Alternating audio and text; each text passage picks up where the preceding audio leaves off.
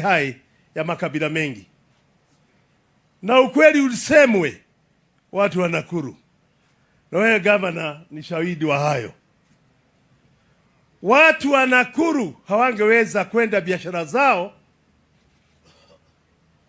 Kisumu, upande wa Busia, upande wa Kisii, upande wa Maraba, upande wa Maisebania, kule mpaka wetu na Tanzania, kwa sababu ya ule ukabila ambao ulikuwa umepanda juu sana. Lakini baada ya wewe kujinyima, baada ya Rais Uhuru kujinyima, mukasalimiana, mukasema ni amani mbele ya kila kitu chochote katika Kenya, na amani haigepatikana mpaka muungane pamoja.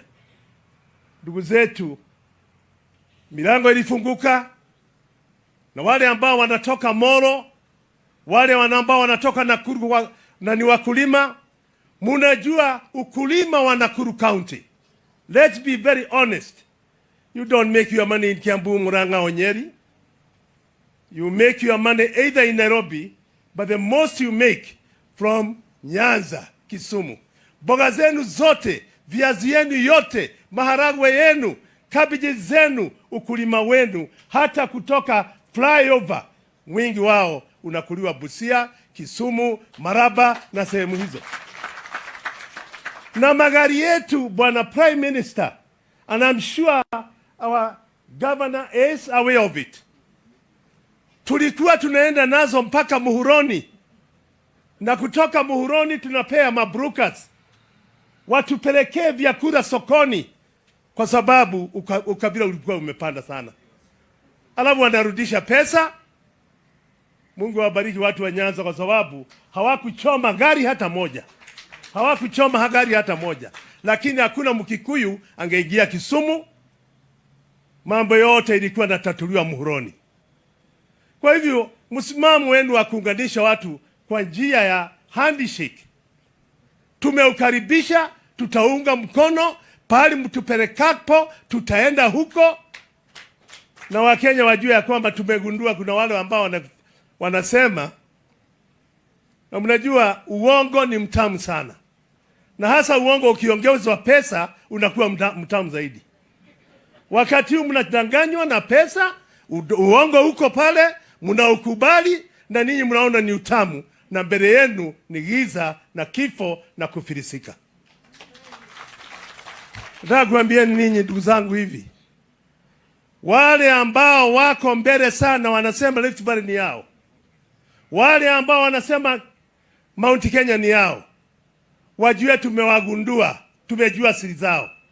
Siri zao ni kuwadanganya watu, kuwagawanya wa Kenya ili waweze kuingia wachukue mamlaka. They are known as divide and rule. Wanataka kutugawanya ili watawale, si waongoze, watawale. Ni wangapi wako tayari kuongozwa? Ni wangapi wako tayari kutawaliwa? Sisi, Your Excellency the Prime Minister, muhakikishie rais, tuko na msimamo Nakuru, na wacha kampeni ifika ijafika, ndio watajua wazee kama si ambao tumeenda retire, ni majeno wale wa zamani, tutarudi uwanjani na mabunduki ya siasa. Na ndio wataona tutafanya nini. Mungu awabariki sana, and I thank you, Your Excellency the Governor of Nakuru. We are a serious team, and this time we want to say a serious team. Raila started devolution. None of you knows where it started. I was with him when he went to the visit in London, and then later we went to Canada. Ukaanza mambo, tulikuwa na kina Ngilu na wengine, Kinyaleta Nyona, Kinyaleta Shikuku, wale wote ulikuwa na hawa. Ukaanza fikira na ukatupersuade, at a dinner you invited us, about devolved government na faida itakayoleta Kenya. Nini imeleta Kenya kuliko devolved government? Tungekuwa vile Mturukana angekuwa anasema pesa njaa, pesa inagawiwa Nairobi. Mkalenjini angesema njaa nini, mahindi inapotelea Nairobi. But today governors are our key people in our devolved government. May God bless all of you. Asante Mheshimiwa Jenga Mungai ambaye aliwakilisha sehemu ya Molo in 4 consecutive times. Naomba kumuita Mugambi Kiai. He represents the civil society. And as you heard earlier, we want to build a house that can accommodate everyone. And the civil society is part and parcel of the journey. Thank you. Habari yenu. Unaona mimi na nywele ile ya simba. Yule jamani rafiki yangu. Namuitanga Jacob. Na matisa mgongoni. Lakini aliniambia siku ile ingine alikuwa anacheza namba 11. Sasa mnashikia juu ya Uhuru Kenyatta. Uhuru Kenyatta wakati alikuwa St. Mary's. Naona marafiki wangu hapa Peter Kenneth. Naona Richard Shebesh, nasalimia nyote. Hamjamoni. Mimi naitwa Mugambi Kiai. Mimi ninakuanga na story nyingi. Hata nimeanza na story na sijawasalimia. Vile nilikuwa nakwambia Uhuru Kenyatta alikuwa winger in rugby. Jacob ni winger in football. Na amefanya handshake.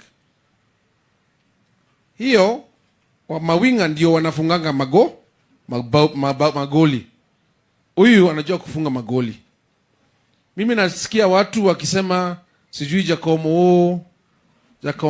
he's the longest serving political prisoner. Longest serving political detainee. We would not be meeting here. Why not for people like Jacob? His father alisema no Uhuru without Jomo. Si ndio? Huyu alisalimia nani? Kenyatta mwingine. Na mnasemaje? Nani alisema Kibaki tosha? Devolution mmesikia. Multiparty mmesikia. Barabara ile watu wa Central wanajivunia super highway. Nani alikuwa minister for roads? Nani? Anaitwa nani? Baba. Anaitwa nani? Acha nianze wimbo sasa. Twende sote kwa nyumba ya. Twende sote kwa nyumba ya. Sauti kama mjakula adwaito. Mutirete. Ate muri hao tu. Kwao. Kwa nyumba ya baba. Muri toine. Waigoro, ndoine. Come on. Twende sote kwa nyumba ya baba. Twende sote kwa nyumba ya baba. Kwenye hata COVID ikituvamia tukienda kwa nyumba ya tufanya nini? Mnasikia? Todo kuri hadu mukuona muratu aliro gero itiguo. Mukahenio mukerwatia. Rift Valley kirora re ICC re moire oraganite Rift Valley. Baba kana mudoge. Mwakihenio niki? Mwahenio tia. Ado ito. Ado oge o. Mwahenio niki? Gagwire. Kuna mtu mmoja alisema Kenya mbele. Siku ile ingine kwa WhatsApp niliona photograph ya Mama Aida. Ameshika vitu anafurushwa kutoka nyumba ya Kenya High. Huyu mzee yuko wapi saa hiyo? Kwa sababu Kenya ni Kenya mbele na baba. Sawa? Damoga hivyo mno dhayo. Asante. Tunakaribia kutamatisha. Nitaomba wabunge tu, maybe led by Honorable Kioni from our neighboring Nyandarua County, and then we can go that way. We finish in the next few minutes because we have to serve lunch. Mheshimiwa Kioni, tafadhali, in just 1-2 minutes. Thank you.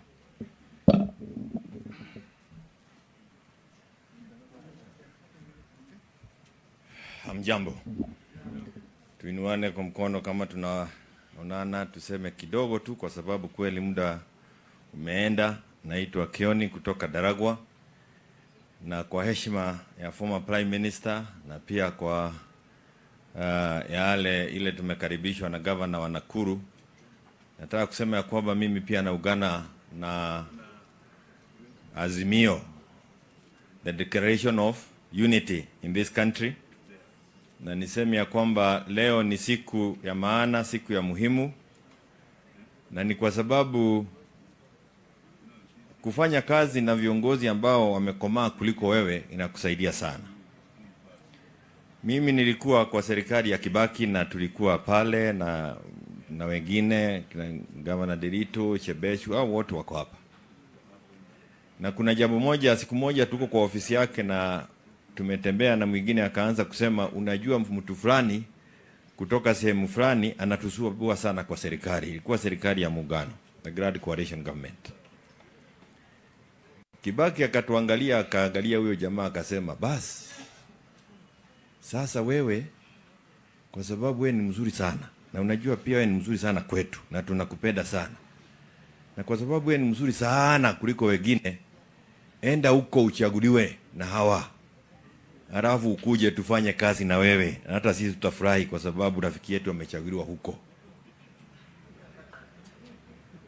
Na kama haiwezekani, lazima ufanye kazi na hawa wengine kwa sababu pia wamechaguliwa na wengine huko. And that to me was a profound statement. A statement that really changed my political thinking. We are in a country of 42 tribes.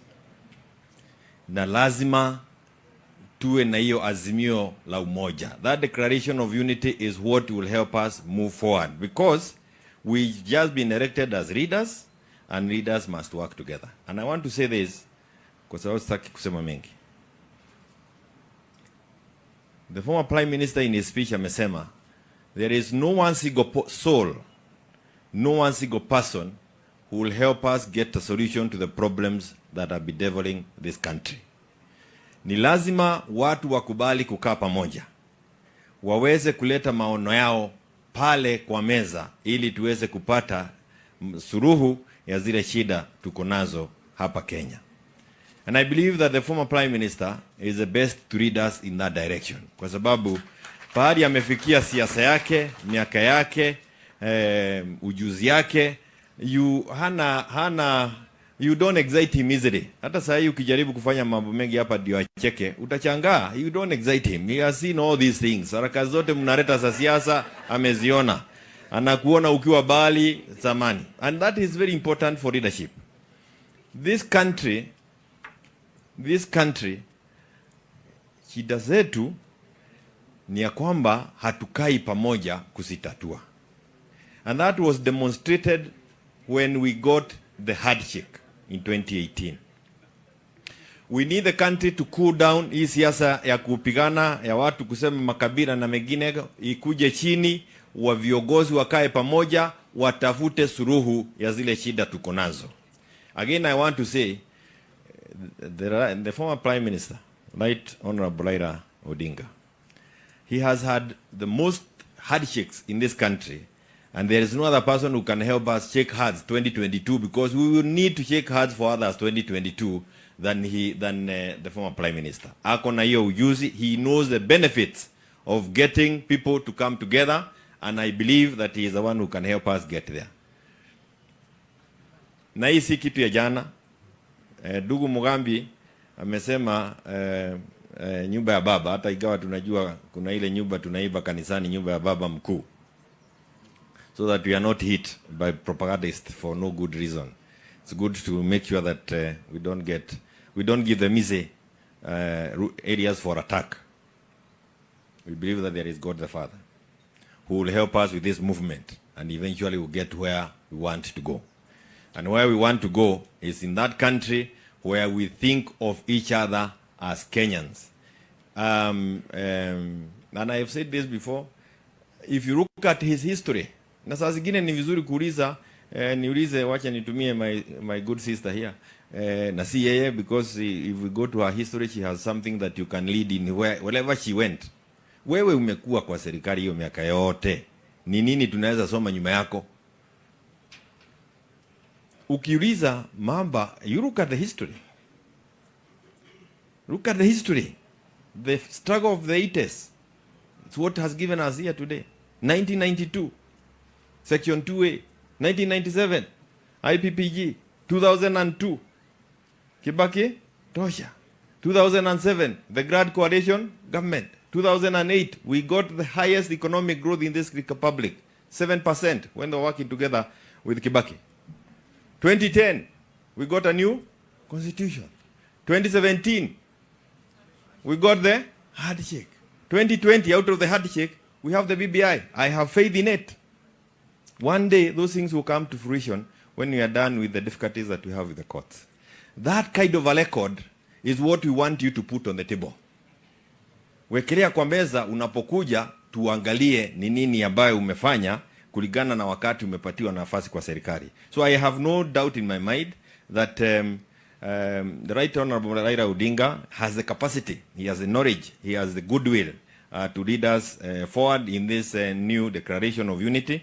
And I ask that we support it and move on. As I finish, for 4 years, us at the mountain, we have been told one narrative. Don't blame us. For 4 years, when Uhuru was out developing the country, we had a negative agenda of politicking and inciting the people in a different direction.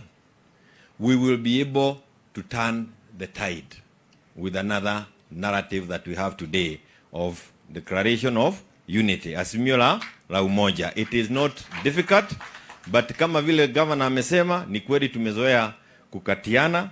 Sasa ni wakati ya kufanya nini? Kukatiwa.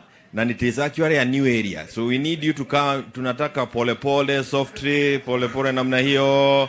Na eventually we'll get all the young people from Mount Kenya na kila mtu atakuja kwa hii laini. There is nobody who is violent against it. It is only that only one narrative has been pumped to the people. So we will do it, na tunataka kuisema kwa upole, kwa upendo, na kujua kwamba suluhisho ya Kenya haiko mkononi wa mmoja, ni sisi wote. Asante sana, Mwenyezi Mungu awabariki. Thank you very much. As I welcome Aoka Maore, our brother from the other side, allow me just to mention one thing, that in life, when you're at certain ages, you have certain priorities. In your 30s, you probably want to marry and settle, and maybe have children. When you're in your 40s, probably want to have your car, your bicycle, whatever it is, wherever you are. In your 50s, you want to perfect your career, on and on. But when you get to your 70, you're interested in legacy and a sound future for your children. Thank you. Your Excellency, the former Prime Minister, Raila Odinga, yangu itakuwa machache, in the sense that this event happening today in Nakuru, we need to know the definition of where we are. Nakuru, the cradle of the old Kenya. And today, want to launch it as the crucible of the new Kenya, from the message that you have delivered from here today. It comes as a culmination of a 4-year journey from 2018, March 9, when your hand and that of the president did shake at the veranda of Harambee House in March 2018. Today, I did attend a meeting of the National Management Committee and the parliamentary leadership, where we got direction and instruction to be here today, and the Secretary General was supposed to represent the contents of that meeting. And in his absence, he asked me to be here and present that message, that we are fully in solidarity with the message you have delivered today, and that the country needs your hands to move forward. Remembering the words of His Excellency the President Uhuru Kenyatta when in Kisumu, he did state that as a brother, having been a partner in the handshake, whatever the future holds for you, you will be together. I am here to affirm that in the parliamentary leadership meeting and the National Management Committee, we did commit that the Jubilee Party and the party that you lead, the ODM, has been given the okay to go ahead and do a pre-election coalition agreement. And that is why in today's message, whatever you have heard the contents, national unity, national prosperity, you have heard the ideas that will bring out our country from the economic difficulties we are in, to make sure we have the manufacturing, to make sure we have the businesses that we need to support. And that was in your message. Mount Kenya, we have been suffering the last 4 years from an insurgency within the government, from incitement against the president, and he dared ignore all those and championed on with the handshake that you gave. And us in the parliament, we are able to push all the government business with the full support of all your members, without a single member of your ODM party wavering in support of the Jubilee agenda and the president. We say thank you. This is the time. Your years, accumulated experience, your years of wisdom, your years of patriotism and love for this country have put you, Raila Amolo Odinga, at the time when the country needs you most. And for that, we will adore you, we will take you around Mount Kenya, and we will be with you all the way from now onwards. God bless you, and thank you. Thank you, Mheshimiwa Mauka Maore. I will invite Peter Kenneth, and followed by